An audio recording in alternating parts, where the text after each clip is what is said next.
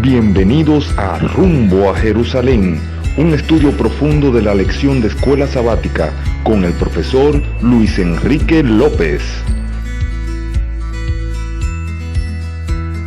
Lección número 10 para el 6 de junio del año 2020. La Biblia como historia. Esta lección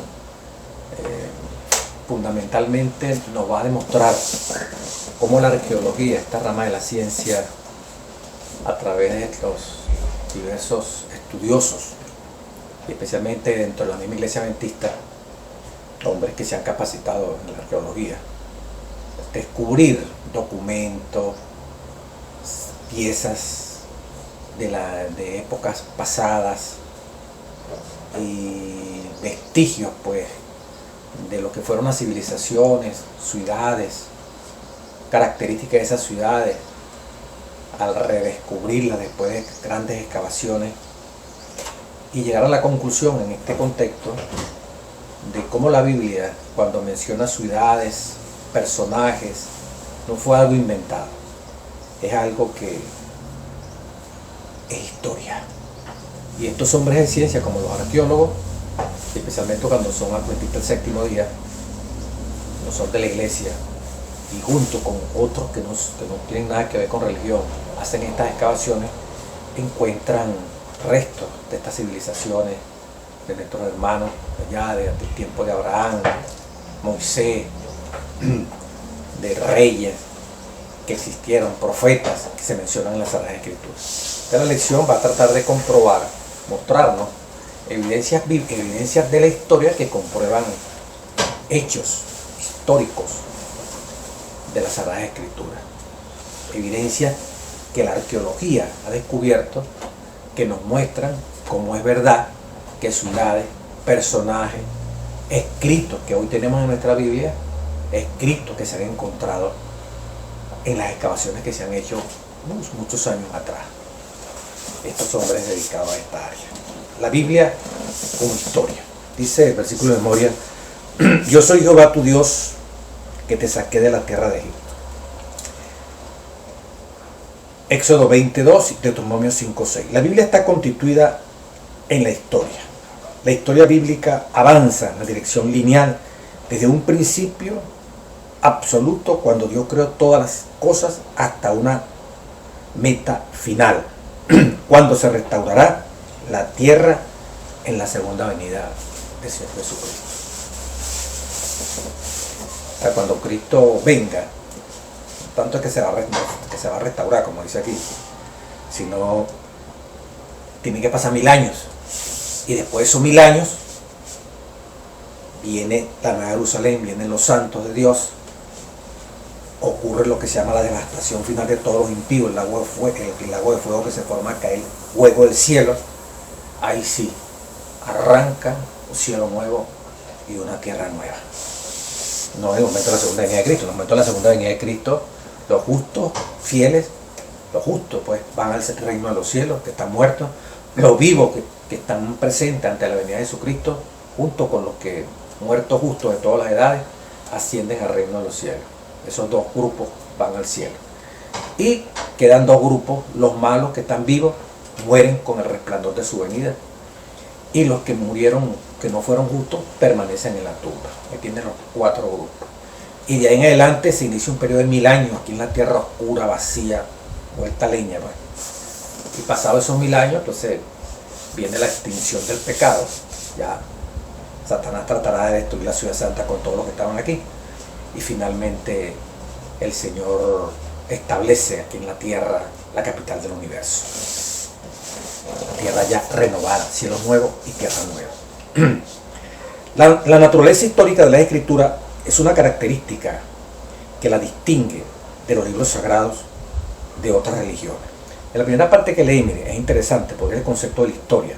La Biblia está constituida en la historia. La historia bíblica avanza en dirección lineal desde un principio absoluto, cuando Dios creó todas las cosas, hasta una meta final, cuando restaurará la tierra en la segunda venida. Ya dice la aclaratoria, esto es restaurar la tierra. Pero es lineal, tiene un principio, cuando Dios creó, ¿ya?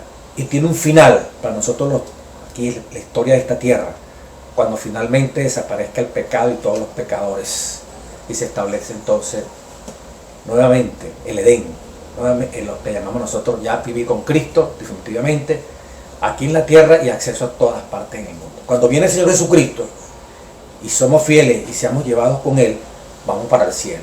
1000 años en el cielo, regresamos otra vez para ver la restauración completa de la tierra, final al pecado, etcétera, etcétera.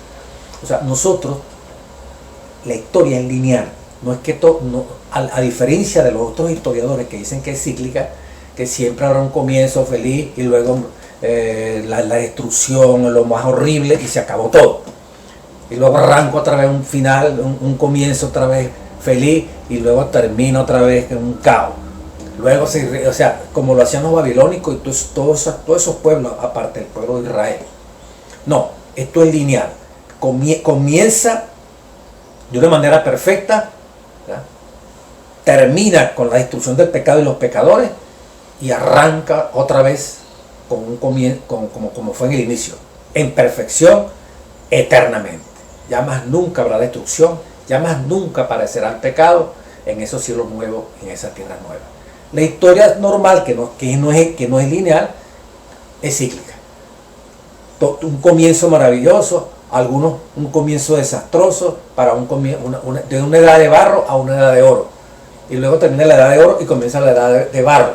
Y así pues, se va repitiendo el ciclo cada momento. Entonces, en la historia de la Biblia, Dios interviene y te dice, esto comenzó así y va a terminar así. Y vamos a hacer una restauración de Génesis 1-2, que jamás será otra vez obstruido, eliminado. No, ya una vez establecido, cielos nuevos, tierra nueva, que esperamos que sea pronto, hermano mío, más nunca lo que ocasionó toda esta desgracia de Génesis 3, Apocalipsis prácticamente 20, el pecado, cuando son destruidos todos los pecadores, ya más nunca sucederá eso. Por siempre y para siempre viviremos con nuestro Dios. Si somos fieles, si calificamos aquí, si aceptamos el poder y el auxilio del Espíritu Santo. Bueno, la Biblia da por sentada la existencia de un Dios que actúa personalmente en la historia. No intenta probar esa existencia. En el principio Dios habla y se crea la vida en la tierra. Él llama a Abraham a salir de los caldeos. O sea, Dios interviene en los asuntos. Dios libera al pueblo de Dios que está cautivo en Egipto. Dios actúa para liberar. Dios actúa en las batallas. Envía su ángel, etcétera, etcétera. Bueno, documentos históricos de toda esta narración, cómo Dios actúa. Personajes históricos, ciudades que muestran de que la Biblia, cuando las menciona, es real. Dice aquí, David, Salomón y la monarquía. La monarquía de David y Salomón representan la edad de oro en la historia de Israel. Pero, ¿y si David y Salomón no existieron como algunos afirman? ¿Qué pasaría si su reino no fue tan vasto como la Biblia lo describe? Y así, pues, las características que están en la Biblia de David, de Salomón y su monarquía, hay algunos elementos allí en la arqueología que prueben que esto es verdad. Bueno, por razones de tiempo y del espacio aquí del folleto, veamos algunos elementos. Pues.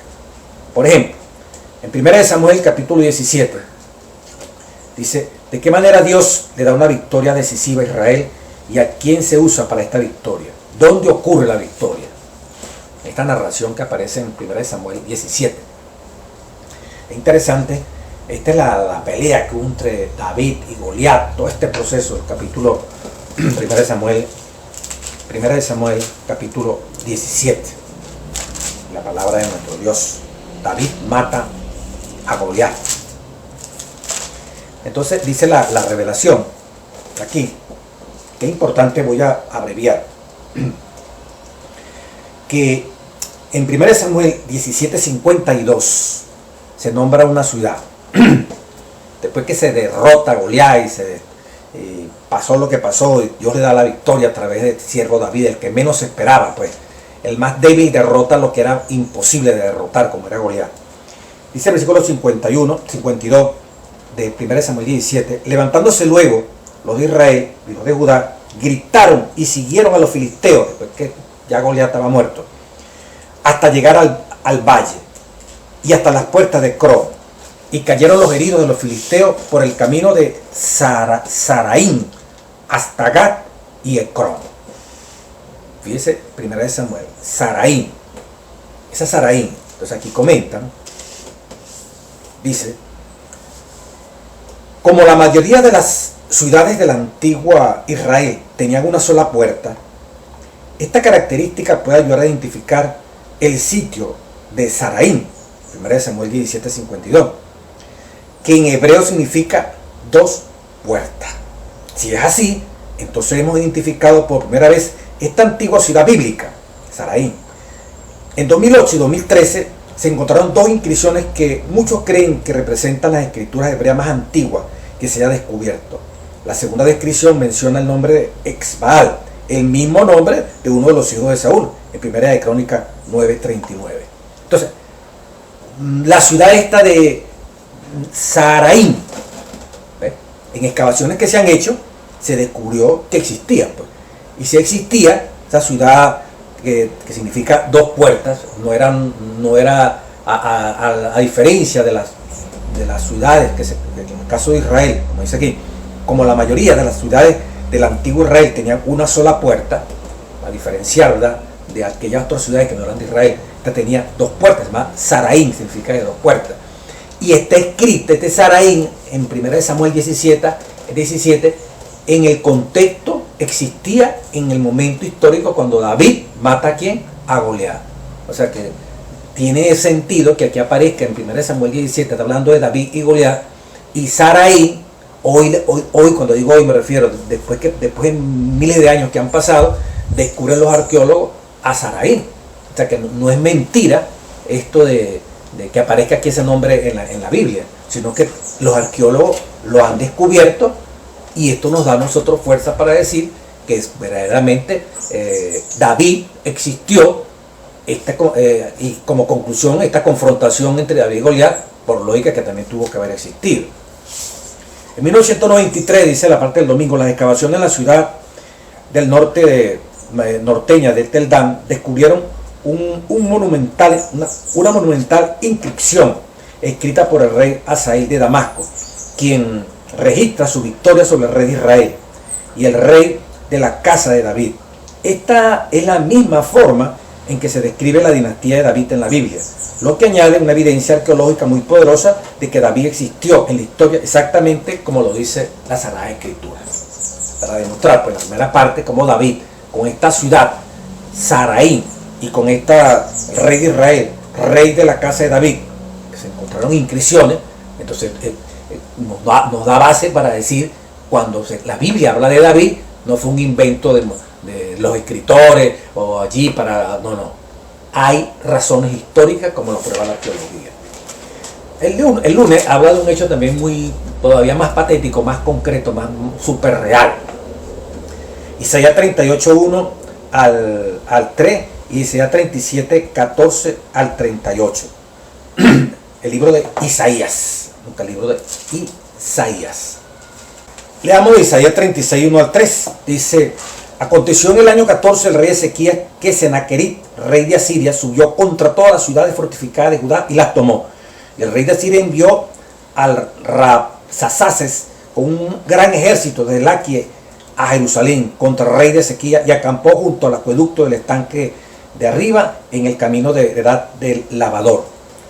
Y salió a él Eliaquín, hijo de Hilcía, mayordomo de Seba, escriba, de los hijos de Asaf, canciller, los cuales a los cuales el Rabsaces dijo: decid ahora a Ezequías, el gran rey, el rey de Asiria, dice así: ¿qué confianza es esa en que te apoya?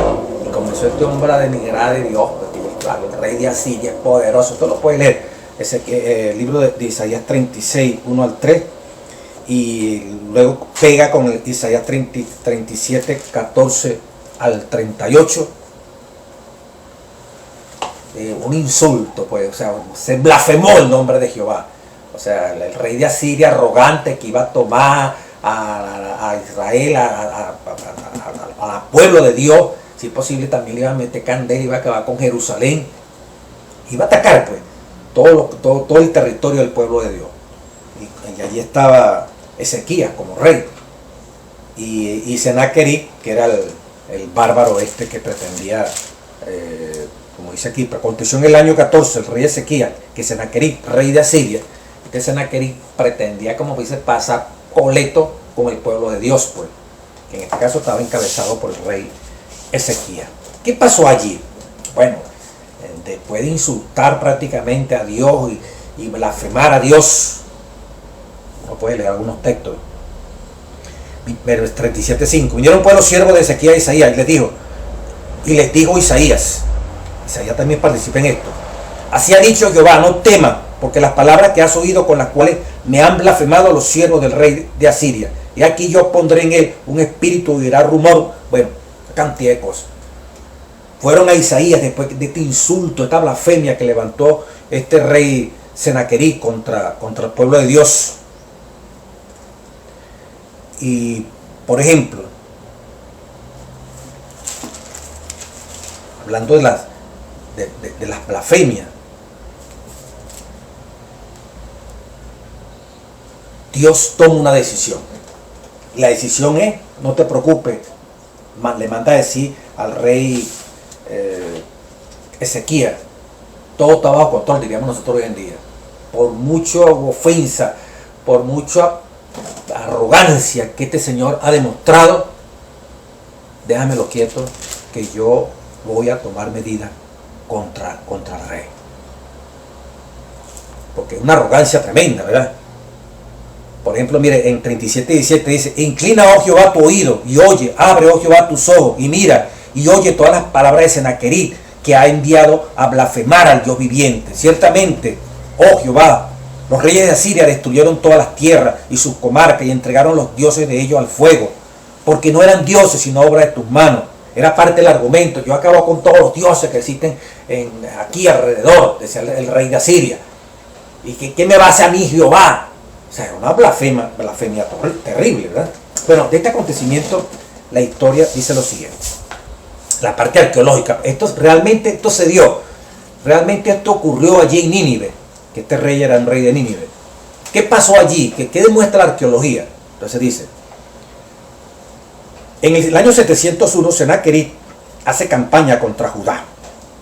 El relato se registra en las escrituras. El mismo Senaquerib también lo registra de varias maneras. En sus análisis históricos, oiga, análisis histórico de Senaquerib. Senaquerib fue verdad. La Biblia tenía razón. La Biblia lo mencionaba. En sus análisis históricos descubrieron en la ciudad capital de Nínive un alarde. Se alardea y dice: 46 del Ezequiel, pues, del ejército de Ezequiel, fueron ciudades amuralladas. 46 de sus fuertes ciudades de Ezequiel fueron ciudades amuralladas e innumerables, pueblos más pequeños en los alrededores, sitié y conquisté. Dice: en el palacio de Senaquerib en Nínive, dice el escritor, celebra su derrota de la ciudad judía de Laquis, cubriendo las paredes de una sala central del palacio con representaciones de relieve del asedio y la batalla contra la ciudad. Se encontró como un gran mural por allí, representando esa batalla en la destrucción de Laquis. Las recientes excavaciones de Laquis han descubierto los escombros de destrucción masiva de la ciudad después que Senaquerib la incendiara. Pero Jerusalén se salvó milagrosamente. Senaquerib solo puede presumir esto. En los anales de este rey Senaquerib, rey de Asiria, el tipo escribió: en cuanto a Ezequías, el judío, lo encerré en su ciudad como un pájaro en una jaula. No hay ninguna descripción de la destrucción de Jerusalén. No se relata que los cautivos hayan sido tomados como esclavos. Simplemente lo rodeó, pero no se metió con Jerusalén. Es cierto que Jerusalén fue sitiada, pero la Biblia registra que el asedio duró solo un día, ya que el ángel del Señor libertó Jerusalén, como Isaías había predicho. Por tanto, mira lo que dice Isaías 37, 33 al 35. Isaías 37, 33 al 35. Por tanto, así dice Jehová acerca del rey de Asiria, Senaquerib: no entrará en esta ciudad. en esa invasión, ¿verdad?, que este hombre pretendía hacer. Mire lo que dice la Biblia: no entrará en esta ciudad ni arrojará saeta en ella, no vendrá delante de ella con escudo ni levantará contra ella baluarte. Por el contrario, que vino, volverá y no entrará en esta ciudad, dice Jehová. Estaba predicho. Y exactamente los mismos análisis históricos, es lo más que pudo hacer con Ezequías fue encerrarlo como en una jaula, pues. Pero no pudo entrar dentro de la jaula, que en este caso sería Jerusalén, donde estaba el rey que había puesto Dios. Ya Dios lo había dicho aquí, y en los análisis históricos está diciendo: no, yo no pude llegar a Jerusalén porque yo ampararé esta ciudad, dice Dios en Isaías 37:35, para salvarla por amor de mí mismo y por amor de David mi siervo. Es como si Dios te dijera a ti y a mí: porque yo te ampararé para salvarte por amor de mí mismo y por amor de David mi siervo. ¿Y qué pasó? Y salió el ángel de Jehová y mató a 185,000 en el campamento asirio. No pudieron. Y se ha encontrado precisamente Laqui, una de las ciudades vecinas allí, ¿verdad? Antes de llegar a Jerusalén, acabaron con Laquis, la incendiaron, pero no pudieron llegar a Jerusalén, porque así estaba escrito en la Sagrada Escritura. Y los anales de este rey Senaquerib también lo registran. Tiene razón la Biblia en lo que está diciendo. Esto no fue un invento allí del escritor, ¿verdad?, que Dios permitió esto, sino que la historia, la arqueología, está demostrando que esto es real. Curiosamente, solo Laqui se destaca, dice el folleto, prominentemente en Nínive, la capital asiria. Jerusalén no se encuentra en las paredes del palacio, en el gran mural que tiene, que mandó a hacer Senaquerib, de la derrota de Laqui. No aparece Jerusalén. Claro, Dios la preservó. ¿Entienden? Senaquerib solo pudo jactarse de derrotar a Laqui. El enfrentamiento entre el Dios del cielo y los dioses de los asirios se demuestra en la liberación de su pueblo. Él ve los actos de agresión por parte de Asiria, oye la palabra de oración de Ezequías y Dios actúa en la historia. Dios actúa directamente. Apareció el ángel de Jehová y mató 185,000 en el campamento de los asirios, y cuando se levantaron por la mañana, he aquí que todo era cuerpo de muerte. Entonces Senaquerib, rey de Asiria, se fue e hizo morada en Nínive, que era la capital del imperio. Y aconteció que mientras adoraba en el templo de Nisor, su dios, sus hijos, Adramelech y Saresec, estoy leyendo Isaías 37:38, le mataron a espada y huyeron a la tierra de Ararat, y reinó en su lugar Esar Adón, su hijo. Tus mismos hijos lo mataron por la grosería, el atrevimiento de blasfemar de Dios e ir en contra de los designios de Dios. Chévere, muy bueno, ¿verdad?, esta narración que aparece aquí de Isaías, Ezequías y Senaquerib. Yo quiero leerle también, como lo dice un doctor nuestro de la Iglesia Adventista como arqueólogo, Rodrigo Silva, teólogo, posgrado en filosofía, maestría, doctor, especialista en arqueología en la Universidad Hebrea de Jerusalén, doctor en arqueología clásica de la Universidad de São Paulo, y es profesor del Centro Universitario Adventista de São Paulo en Brasil. Este doctor, hablando de esta experiencia, mire lo que dice aquí. Nínive fue la capital de Asiria que inspiró terror en todo el antiguo Medio Oriente por más de 15 siglos, por 1500 años, miren ustedes. La Biblia llama ciudad sanguinaria, toda llena de mentira y rapiña, sin apartarte del pillaje. Nahum 3:1. Fue contra ella que Jonás cierta vez predicó, y que felizmente resultó en la conversión del pueblo y del rey de aquel entonces.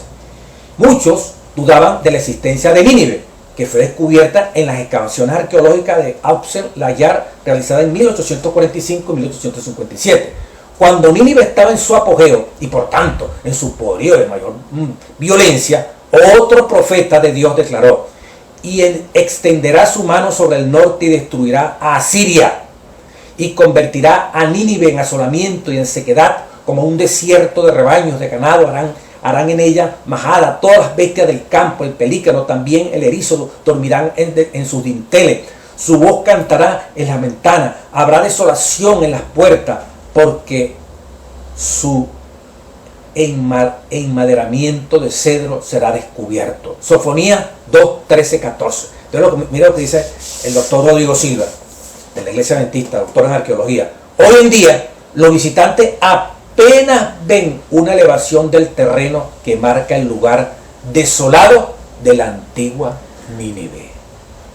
Además de eso, allí pastan rebaños de ovejas hasta hoy, conforme a lo que fue predicho en Sofonías 2, 13, 14. Igual como Dios dijo, mi Babilonia se va a convertir en guarida de toda clase de inmundicia, animales. Ahí está Babilonia, una ruina. Jamás se levantó. Saddam Hussein pretendió levantarla, pero la palabra de Dios se mantuvo firme. Si Él lo dijo, así es.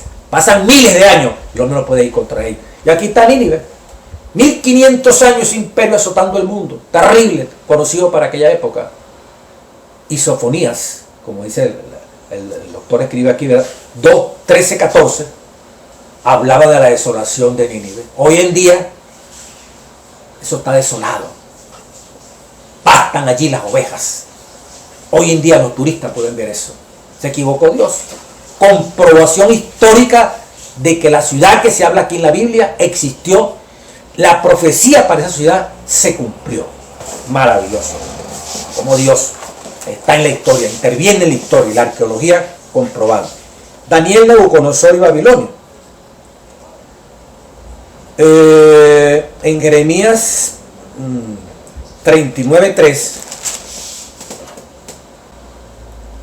en julio, vamos a leer un poquito más contexto, en 2007, los académicos de la Universidad de Viena estaban trabajando en un proyecto en el Museo Británico, cuando encontró una tablilla de la época de Nabucodonosor, rey de Babilonia. En la tablilla encontró el nombre de Sarsequín, el nombre de un funcionario babilónico mencionado en Jeremías 39:3. Y entraron todos los príncipes del rey de Babilonia y acamparon a la puerta de en medio, Nergal Sarecer, Sangar Nebo, Sarsequín el Rapsari, un puesto importantísimo, Nergal, pero bueno, lo importante es aquí. Y entraron todos los príncipes del rey de Babilonia, hablando de Babilonia. Miren los funcionarios del rey de Babilonia, Sarsequín el Rapsari. Y en la tablilla aparece Sarsequín. En el 2007 se encontró el nombre de un funcionario babilónico mencionado en Jeremías 39:3. Sarsequín es uno de los tantos reyes oficiales que gracias a la arqueología se han descubierto desde la época de Daniel y Nabucodonosor. Otra comprobación arqueológica, como la Biblia no está hablando mentira. La historia, la arqueología, estos hombres y mujeres que han estudiado esta ciencia se encargan de mostrar las evidencias sin darse cuenta. Algunos ni ser cristianos ni nada, pero se encuentran con la realidad. Bueno, mira, esta pieza, esta escritura, no, esa está en la Biblia. Ah, caramba, entonces esto corresponde con lo que dice la Biblia. Tendría que aceptarlo. La Biblia tiene razón. Otro hecho importante, por ejemplo, Babilonia, como se describe allí en Daniel. Dice, la más famosa de las cosas que han descubierto Babilonia es la puerta de Istar, excavada por los alemanes y reconstruida en el Museo de Pérgamo en Berlín. Daniel 7:4 se describe como un león con alas de águila. El camino procesional que conduce a la puerta de Istar está recubierto con imágenes de 120 leones. También durante las excavaciones se encontró la imagen de un enorme león que se abalanza sobre un hombre. Y en la puerta de Istar está la figura de los leones. Se han encontrado esos restos en las excavaciones de ese primer gran imperio de la civilización, Babilonia. Mostrando nuevamente que cuando se está hablando de Babilonia, cuando se habla en la representación de Daniel 7:4, que se compara a Babilonia como un león, no es una cosa allí tomada de los cabellos. Es que se utilizaba el símbolo de león, era símbolo de nada menos y nada más de ese gran imperio que es Babilonia. Así como el águila en los Estados Unidos, para los alemanes. O sea, utilizan animales para representar el poderío de su nación. Bueno, la Biblia también lo está diciendo. Simon Gibson, un añadido que le dice aquí, ¿verdad? Codirector del proyecto arqueológico Monte Sión, académico de la Universidad de Carolina del Norte evidencia la conquista de Nabucodonosor, la tercera invasión que Nabucodonosor hizo al pueblo de Dios. ¿Y cómo fue esto? Bueno, dice se encontraron puntas de flechas, escitas comunes en los sitios de Babilonia de los siglos séptimo y sexto, y se calcula en el año 587-586, que fue parte de la tercera invasión que Nabucodonosor hizo al pueblo de Dios. Repito, ¿verdad? Este documento, esta información fue publicada en CNN en agosto de 2019, comprobando que hasta algunos pormenores de las flechas, y ellos ya lo tienen determinado, que se usaban en ese momento histórico, aparecieron correspondientes a un periodo, la fecha entre 587 antes de Jesucristo. Eso coincide exactamente con la tercera invasión que Nabucodonosor hizo al pueblo de Dios. Como la arqueología, Jesús en la historia, Jesús histórico, es verdad, es un cuento, Jesús existió o no existió. Algunos elementos arqueológicos. Dice, Caifás era el sumo sacerdote e instigó la conspiración para procurar la muerte de Jesús. Josefo, el historiador judío que escribe en nombre de los romanos, también registra su existencia. Él dice, además de eso, también privó a José, que también se llamaba Caifás. Interesante esto, José que también se llamaba Caifás, del sumo sacerdocio, y nombró a Jonatán, el hijo de Anán. En 1990 se descubrió una tumba familiar al sur de Jerusalén que contenía 12 osarios o cajas de huesos. Las monedas y las cerámicas de la tumba datan de alrededor del mediados del siglo I después de Cristo. El más adornado de los osarios, con múltiples grupos de huesos, contiene el nombre de José, hijo de Caifás. Muchos eruditos creen que esta fue la tumba y la caja de huesos de Caifás, el sumo sacerdote que participó en forma tan directa en la muerte de Jesús. Mire cómo se consiguió este grupo de huesos, esta caja de huesos, ¿verdad? Estos osarios, como dice allí. Y se halló esa inscripción, José, hijo de Caifás. Y se calcula que es de mediados del siglo I después de Cristo. Comprobando que Caifás, que aparece en la Biblia, bueno, se han encontrado tablillas también, documentos históricos, gracias a los arqueólogos que Dios dirige, para probar que su palabra es real y que los acontecimientos de Jesús, Caifás, toda esta gente que intervino en la muerte de Jesús, no fueron nombres inventados para caernos a mentir a nosotros y lavarnos el cerebro. Por lo tanto, en ambos casos, la historia corrobora algunas de las principales figuras que rodearon la muerte de Jesucristo. Los historiadores seculares de los dos primeros siglos también hablan de Jesús de Nazaret. Tácito, el historiador romano, escribió de Cristo, su ejecución por parte de Poncio Pilato durante el reinado de Tiberio y los primeros cristianos de Roma. Plinio, el joven, el gobernador romano, le escribió en el año 112-113 al emperador Trajano y le preguntó cómo debía tratar con los cristianos. Describe que se reunían un día determinado antes del amanecer para entonar himnos como a un dios. Estos descubrimientos arqueológicos y fuentes históricas brindan un marco extrabíblico para la existencia de Jesús, quien era adorado dentro de los primeros 50 años después de su muerte.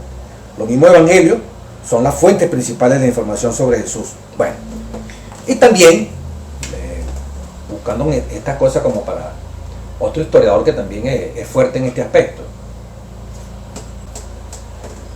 el mismo Josefo dice lo siguiente hablando de Jesús. El profesor, en 1972, el profesor S.H.L.O. Shlomo Pines de la Universidad Hebrea de Jerusalén anunció haber descubierto en las obras del historiador Agapio del siglo X una tradición diferente del texto manuscrito de Josefo que dice lo siguiente en Antigüedades 1863. En ese tiempo, Josefo, que mencionamos ahorita, en este tiempo hubo un sabio llamado Jesús, dice Josefo, y su conducta fue buena. Fue conocido por virtuoso. Muchas personas de entre los judíos y las otras naciones se convirtieron en sus discípulos. Pilato lo condenó a morir crucificado, pero quienes se habían convertido en sus discípulos no abandonaron su enseñanza informaron que él se les apareció 3 días después de haber sido crucificado y que estaba vivo. Según esto, tal vez haya sido el Mesías, de quien los profetas habían informado, maravilla, y la tribu de los cristianos, llamada así en honor a él. No ha desaparecido hasta hoy. Escribe este historiador, ¿verdad?, antes de finalizar el siglo I, Josefo, dando credibilidad que existió alguien que llamaban Jesús, que resucitó, que tuvo 3 días muerto, etcétera, etcétera. El que está escribiendo aquí en esta traducción, no está dando por sentado de que el escritor, el que está escribiendo esto, Josefo, es un cristiano. No, está escribiendo un personaje que, bueno, en un tiempo un hombre, un sabio, dice, un sabio llamado Jesús, y su conducta fue muy buena, fue conocido por virtuoso. Muchas personas de entre los judíos y las otras naciones se convirtieron en sus discípulos. Pilato lo condenó, está narrando pues, como un historiador. Pues. Entonces Jesús también por este documento tiene validez. Hay otra declaración, miren, en la antigüedad del mismo Josefo 20:200, como dice el capítulo 20, versículo 200, pero ahí lo nombran así, antigüedad 20:200. Este es un pasaje muy importante, ya que tiene muchos paralelos sorprendentes con lo que sucedió el Viernes Santo, y sin embargo parece haber sido ignorado casi por completo por los expertos revisionistas del Nuevo Testamento. Habla sobre la muerte del medio hermano de Jesús, Santiago, el justo, Jerusalén, etcétera, etcétera. Vamos a leer la cita. Con tal carácter impulsivo y temerario, por el contexto, Anano pensó que con Festo muerto y Albino aún en camino, él tendría oportunidad adecuada, de acuerdo con los jueces del Sanedrín. Trajo ante ellos al hermano de Jesús, llamado el Cristo, cuyo nombre era Santiago, y a ciertos otros. Los acusó de haber transgredido la ley. Fíjense lo que dice este libro, a finales del siglo I, por Josefo, hablando de Jesús. Y aquí hablando de un hermano de Jesús, que es Santiago. Bueno, comprobaciones históricas de que Jesucristo tampoco fue una cosa inventada, es real. Caifás es algo real. La arqueología, los libros de esa época, los historiadores hablan de Jesús no como una mentira, porque es como una realidad, el Jesús histórico. Y por último dice aquí la fe y la historia. No vivimos dentro de una burbuja. Nuestras decisiones no solo influyen sobre nosotros, sino también en los demás. De la misma manera, la vida de muchos que pertenecen al antiguo pueblo de Dios han tenido un gran impacto en el futuro de otros, además de ellos mismos. En Hebreos 11, ese famoso capítulo de la fe, vemos una síntesis de la influencia de los muchos de estos testigos héroes de la fe. La fe no es simplemente creer en algo o en alguien, es actuar en respuesta a esa creencia. La fe no es creer por creer. La fe es un medio. La fe no es un fin en sí mismo. Tengo fe y ya, pero ¿en fe en qué? En una promesa, en algo que se te ofrece.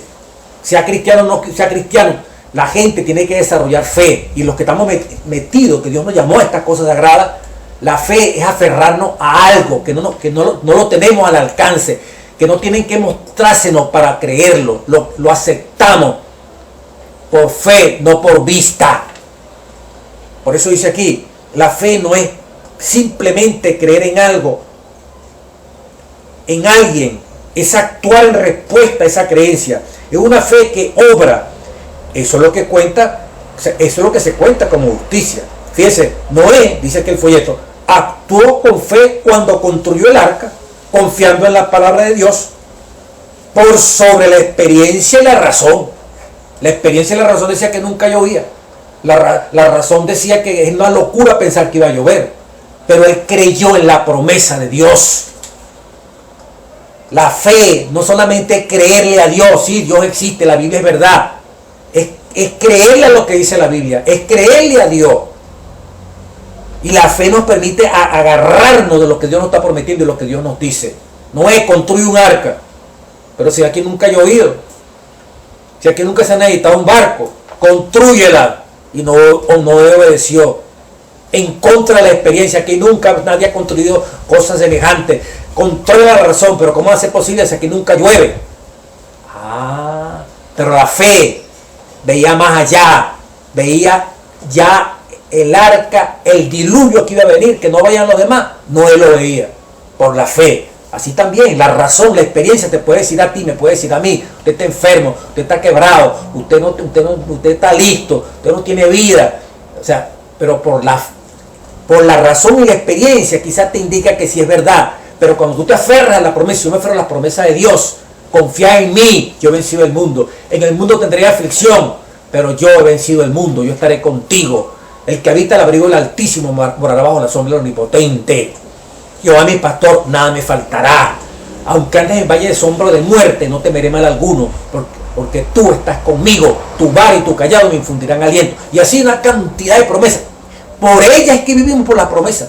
La fe son los brazos que agarran esas promesas. La fe son los ojos que se apropian de esas promesas. Por fe son los pies que corren para tomar esas promesas. Por fe, la fe, esas manos que se agarran a esas promesas que Cristo nos da para salir adelante en este mundo terrible. Y esos son los hombres y mujeres que van a llegar al reino de los cielos. Pues. El justo por la fe vivirá. Y todas estas enseñanzas bíblicas que hasta ahora hemos comentado, que la arqueología está comprobando, hechos del Antiguo Testamento, hechos del Nuevo Testamento, bueno, hermano, no necesitamos que los arqueólogos a nosotros nos demostraran eso, porque por fe nosotros lo creemos. Pero es bonito saber que Dios también hace que las piedras hablen, hace también que la arqueología, a los incrédulos, a los que les cuesta creer en este Dios que se mete en la historia, que interviene en el tiempo, que por ti, por mí, cambia leyes, cambia lo que sea para beneficio de su pueblo. Evidencia no necesitamos, la realidad es contundente. Pero si salen esas evidencias a través de la arqueología, amén, gloria a Dios, porque nos confirman una vez más de que lo que estamos creyendo no es fábula, no son cuentos de hadas, es la realidad. Dios en la historia, Dios en tu vida, Dios en mi vida, y cada milagro que Él ha hecho en ti y en mí son como documentos también, son como piedras escritas en arcilla que nos dicen: aquí está Jehová gerenciando tu vida y mi vida. Dios le bendiga, Dios le guarde y rumbo a Jerusalén.